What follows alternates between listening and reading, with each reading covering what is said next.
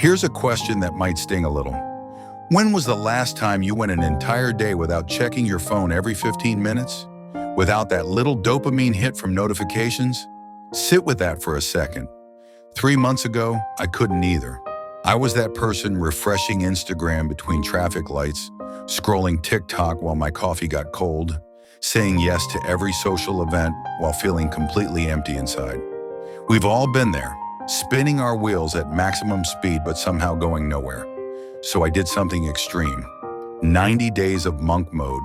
No social media, no partying, no mindless entertainment. Just me, my goals, and a whole lot of uncomfortable silence. And what happened to my brain? Let's just say the neuroscience behind this gets wild. But more importantly, the person I became, I didn't recognize him. Here's where it gets good. The first week, my brain threw a tantrum. Let's be real. Week 1 was not some Zen monastery montage. It was psychological warfare. Day 3, I caught myself unlocking my phone 12 times in an hour. Not to do anything, just unlocking it, like a lab rat pressing a lever for food that's no longer there. Research from Cal Newport's Digital Minimalism Lab shows that our brains literally experience withdrawal symptoms when we remove variable reward systems. And that's exactly what social media is. Your brain has been getting micro hits of dopamine every time you pull to refresh. Now imagine cutting off that supply cold turkey. I was irritable, restless. That voice in my head wouldn't shut up. Just one quick check. 5 minutes won't hurt. You're missing out on everything. The fear of missing out felt physical, like an itch I couldn't scratch. But here's the counterintuitive truth nobody tells you. That discomfort, that's not a bug in the system. That's the system rebooting. When you remove the noise, your brain panics because it's been outsourcing your emotional regulation to external stimuli. For years, bored, scroll, anxious, scroll, happy, post about it. Your internal compass has been broken. Tonight, do this. Notice how many times you reach for your phone tomorrow without a specific purpose. Just notice. No judgment. Write the number down. That's your baseline. That's data, not defeat. Week 2 to 4, the fog lifts. Around day 14, something shifted. The constant mental chatter started quieting. And that's when I realized something uncomfortable. I'd been using distractions to avoid myself. You know that feeling when you're alone with your thoughts and suddenly you're confronting every unfinished project, every relationship you've been neglecting, every uncomfortable truth about where your life is actually headed? Yeah, that hit like a freight train. Neuroscientist Andrew Huberman explains this perfectly. Your brain has a default mode network. Basically, it's the mental screensaver that runs when you're not focused on external tasks. This is where creativity lives, where problem-solving happens, where you actually process your emotions instead of numbing them. But we've trained an entire generation to never let that screensaver turn on. Week 3, I started waking up with ideas. Not just thoughts, ideas. Solutions to problems I'd been stuck on for months. Project concepts that actually excited me. I'd been walking around for years thinking I'd lost my creativity, when really I'd just been drowning it in digital noise. The top 1% of performers all protect this state like their life depends on it, because their success literally does. But here's where it gets uncomfortable.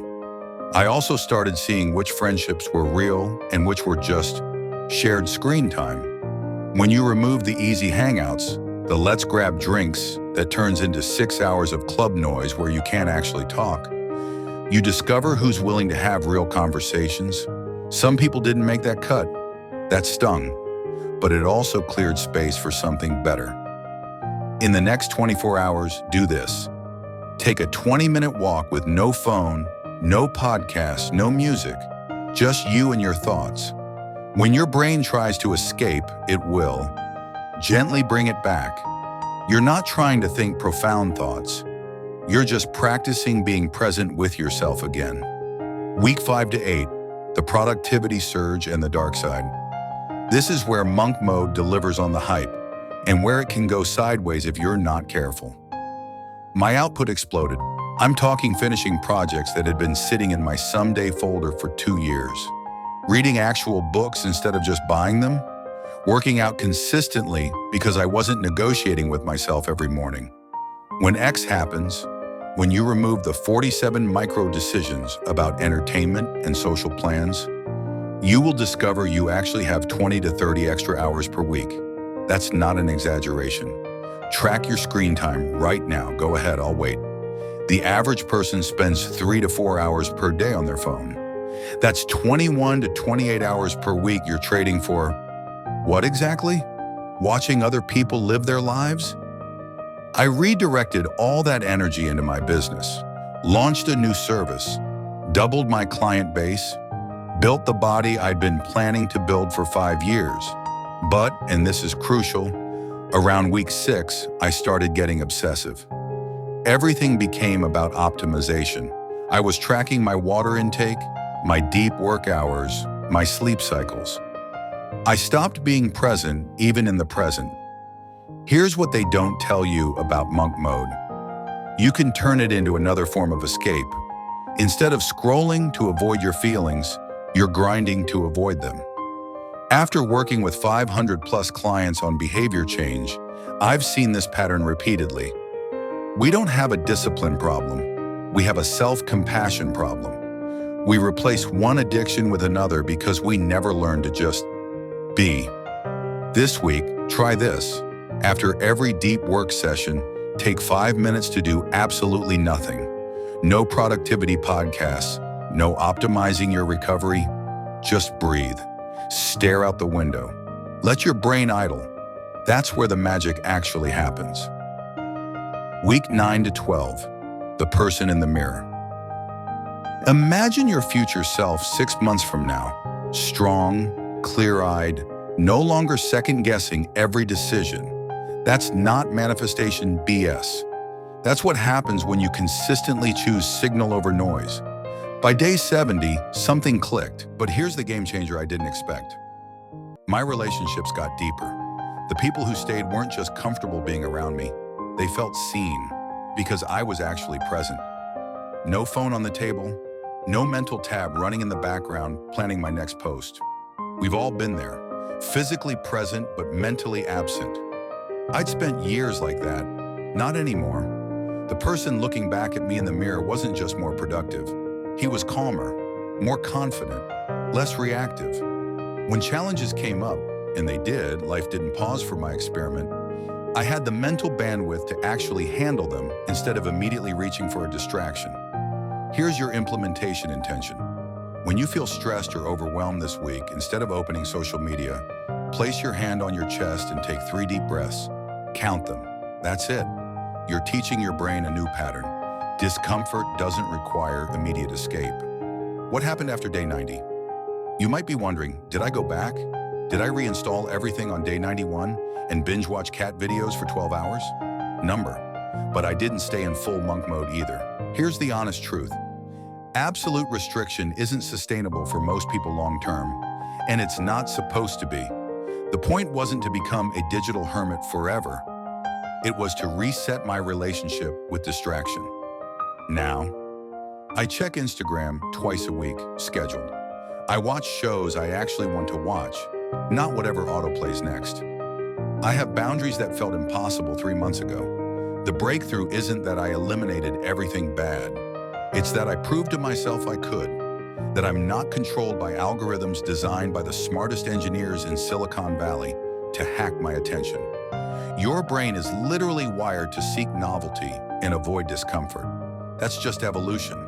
But you can work with your neurobiology instead of against it. Every time you choose delayed gratification over instant distraction, you're strengthening the prefrontal cortex. You're building the life you want through daily choices, not hoping it magically appears. The one thing I'd tell someone starting today, if you're thinking about trying this, whether it's monk mode or just a digital detox, here's what I wish someone had told me. This won't be Instagram pretty.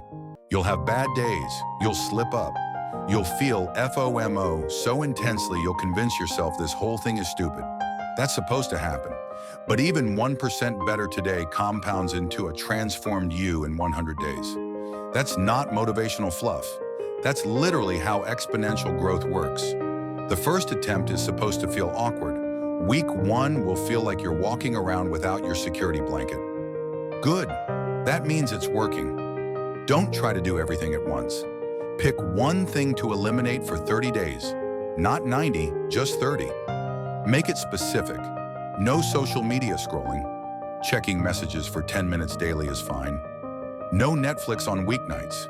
No saying yes to plans I don't actually want to attend. Your action step for tonight. Write down 3 wins from today, no matter how small. I made my bed. I didn't check my phone until after breakfast. I had one real conversation. Your brain needs proof that change is possible. Give it evidence. Here's a question to sit with. Who would you be if you stopped apologizing for wanting more? If you stopped letting algorithms tell you how to spend your finite attention? You don't need to do 90 days of monk mode to change your life, but you do need to do something different than what you did yesterday.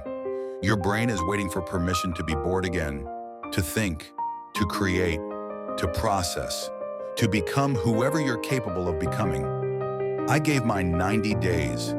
It gave me myself back. What if you started with 1? Now it's your turn. Drop a comment below. What's one distraction you're eliminating for the next 30 days? Not as a judgment, as a commitment to yourself. We're all in this together. And if this resonated with you, share it with someone who needs to hear it. Not everyone's ready for this message, but someone in your life is. See you in the next one. Now go build something that matters.